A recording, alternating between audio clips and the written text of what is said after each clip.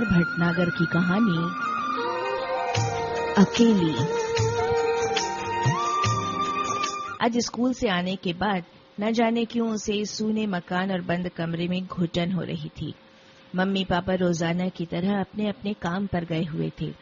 उसने इस घुटन से उबरने के साथ ही बगल वाले बंगले का जायजा लेने की दृष्टि से बालकनी का दरवाजा खोल दिया। बालकनी में आकर ठंडी हवा के झोंकों से सराबोर होकर उसने कुछ चैन महसूस किया।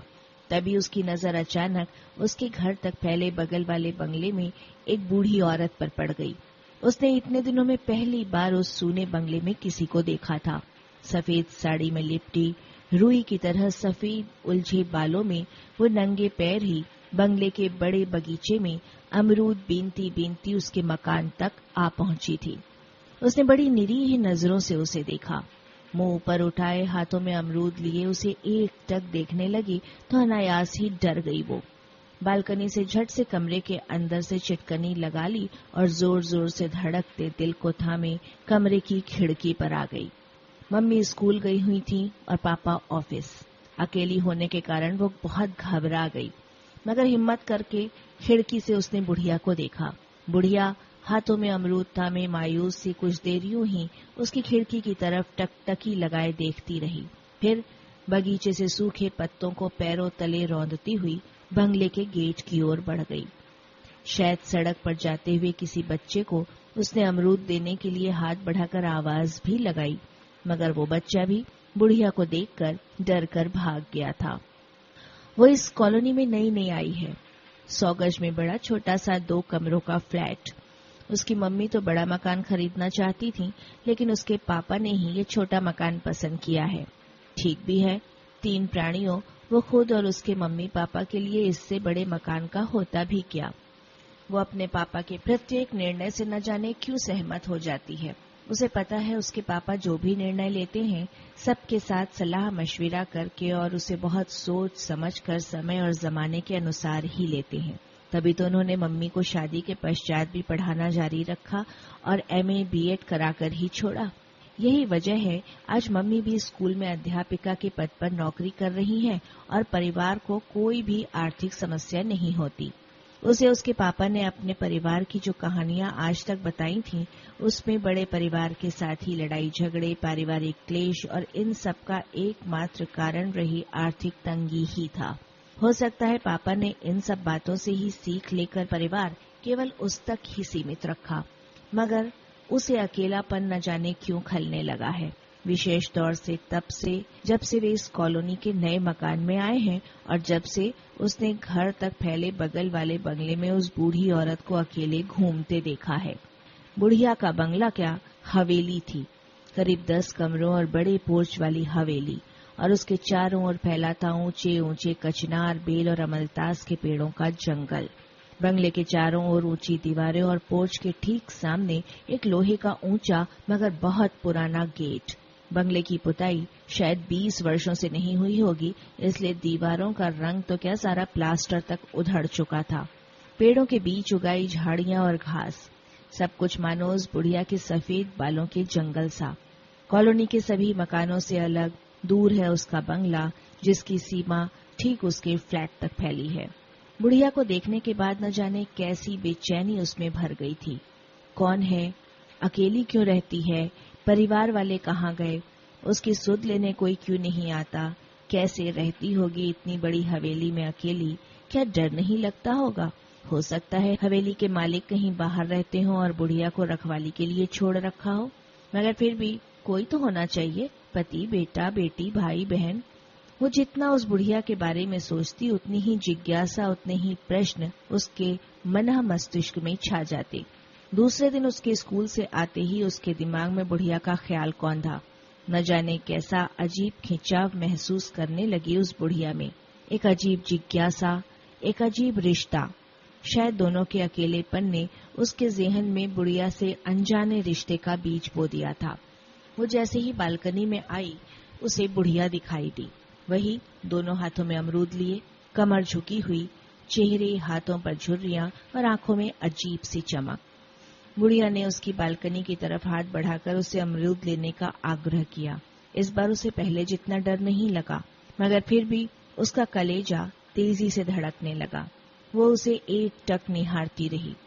बुढ़िया ने इस बार अपनी कपकपाती आवाज में उससे पूछा, इस मकान में नई आई हो बेटा? हाँ। उसकी आवाज डर के मारे जैसे गले में ही घुट कर रह गई। क्या नाम है तुम्हारा? चीकू। कितना मीठा नाम है, चीकू। तभी तुम मुझसे अमरूद नहीं लेती। शायद तुम्हें चीकू पसंद होंगे और इसीलिए पापा ने तुम्हारा नाम चीकू रखा। मगर आज ये अपनी दादी के पेड़ के अमरूद भी खाकर देखो, बहुत मीठे हैं। उसने हाथ उठाकर पुनः अमरूद लेने का आग्रह किया, मगर वो बोली, नहीं, मैं अमरूद नहीं खाती। अच्छा, कोई बात नहीं, मगर बेटी तुम तो मेरी नई पड़ोसन हो, मेरे घर तो आ सकती हो, मेरे घर तो आ सकती हो। हाँ, आऊंगी, कहकर उसने कमरे में आकर दरवाजा बंद कर लिया। फिर दिल नहीं माना तो कमरे की खिड़की से आकर झांका। बुढ़िया उदास मन और बोझिल कदमों से पोर्च की तरफ बढ़ रही थी। उसने बुढ़िया के साथ ऐसा बेरुखा व्यवहार क्यों किया, ये वो भी नहीं जानती, मगर मन ही मन दुखी हो वो बुढ़िया को बंगले में प्रविष्ट होते देखती रही। इस बार स्वयं के व्यवहार और बुढ़िया के अकेलेपन पर उसकी आंखों में आंसू भर आए। रात भर उसका दिमाग बुढ़िया के ख्यालों में खोया रहा। सोचती रही कि क्यों न मम्मी पापा को बता दे, अपने मकान के बगल वाले बंगले की बुढ़िया मुझे अमरूद देती है, मुझे घर बुलाती है और वो खुद भी उसके घर जाकर उसके बारे में सब कुछ जानना चाहती है। आखिर वो भी तो घर में अकेले बोर हो जाती है। मगर उसे पता है कि उसकी इजाजत उसके मम्मी पापा उसे कभी नहीं देंगे। वो मन मारकर ये निर्णय कर सो गई कि अब वो बालकनी में नहीं जाएगी, और यही सोचकर वो करीब 1 हफ्ते तक बालकनी में नहीं गई। मगर दिल से मजबूर वो अपने कमरे की खिड़की से बुढ़िया की गतिविधियों पर नजर रखती रही। जब स्कूल से आकर वो कमरे की खिड़की में बैठती तो पाती बुढ़िया रोज अपने घर से निकलकर उसके मकान तक आकर बालकनी में बड़ी आस से झांकती और उसे न पाकर उदास बोझिल कदमों से वापस लौट जाती। और एक दिन उसका दरवाजा खड़का। इत्तेफाक से उस दिन उसके मम्मी पापा भी घर पर ही थे। मम्मी ने दरवाजा खोला तो उसके कानों में बुढ़िया की आवाज पड़ी, चीकू है घर में? उसकी मम्मी ने उस बुढ़िया को न जाने क्या समझा और बेखबर होकर कह दिया, नहीं, वो अपनी सहेली के यहाँ गई है। अच्छा, कई दिनों से उसे बालकनी में नहीं देखा तो मैंने सोचा कहीं उसकी तबीयत खराब तो नहीं। मैं इसी पास वाले बंगले में रहती हूँ। उसके लिए मैंने अपने हाथों से लड्डू बनाए थे, ये उसे दे देना। कहना दादी आई थी उससे मिलने। उसकी मम्मी ने न चाहते हुए भी लड्डू ले लिए और अच्छा कहकर दरवाजा बंद कर दिया, और वो चाहते हुए भी मम्मी से कुछ न कह सकी। मम्मी ने लड्डू रसोई के आले में रखते हुए उससे पूछा, कौन है ये बुढ़िया? तेरा नाम भी जानती है और तेरे लिए लड्डू भी लाई है। ऐसे किसी को मुंह मत लगाना और न ही किसी की दी हुई कोई चीज खाना। आजकल जमाना बड़ा खराब है, कहते हुए अपने कामों में व्यस्त हो गई थीं।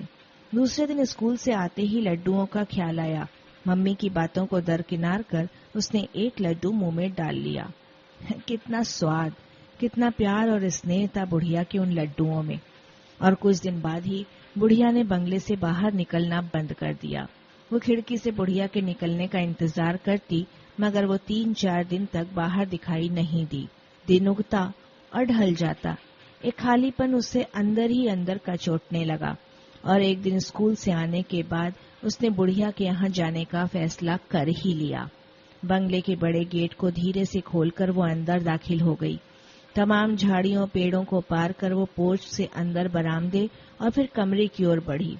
उसने देखा बुढ़िया एक पलंग पर दरवाजे की तरफ करवट लिए लेटी थी। उसे देखते ही बुढ़िया की आंखों से आंसू ढलक पड़े।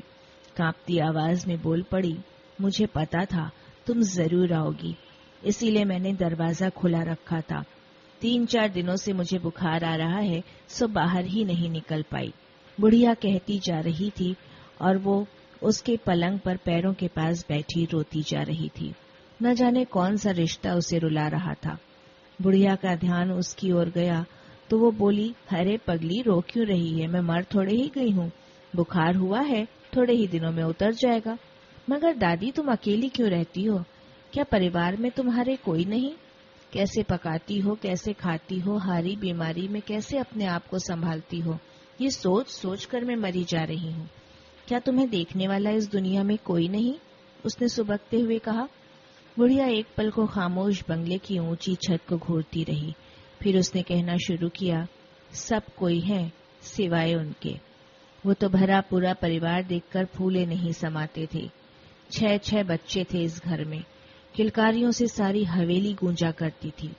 वो यही कहते थे, अरे भाग्यवान, इतने बच्चे हैं, बुढ़ापा आराम से कटेगा। 4 बेटों की 4 बहुएं, 2 दामाद, मगर उन्हें क्या पता था कि किस्मत में क्या लिखा है। एक दुर्घटना में मृत्यु होने के बाद एक एक करके सब विदेश चले गए। थोड़े समय के बाद अपनी अपनी बीवियों को भी साथ ले गए। बेटियां आती रहीं, फिर जैसे जैसे उन्होंने देखा कि बुढ़िया हाथ पैर हिलाने लायक भी नहीं रही, कहीं उन पर बोझ न बन जाए, सो उन्होंने भी किनारा करना शुरू कर दिया। फिर आंखों में भर आए आंसुओं के सैलाब को अपने दुपट्टे से पोंछती हुई एक दीर्घ श्वास छोड़कर बोली, अब कई सालों से कोई नहीं आता।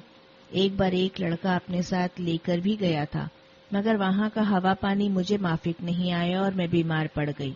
वहां डॉक्टरी इलाज इतना महंगा और किसी को फुर्सत नहीं, सो मुझे वापस यहीं आना पड़ा। अब कोई सुध नहीं लेता। बेटे पैसा भेज देते हैं, बस। बेटा दुनिया में अकेली आई थी, अकेली ही चली जाऊंगी।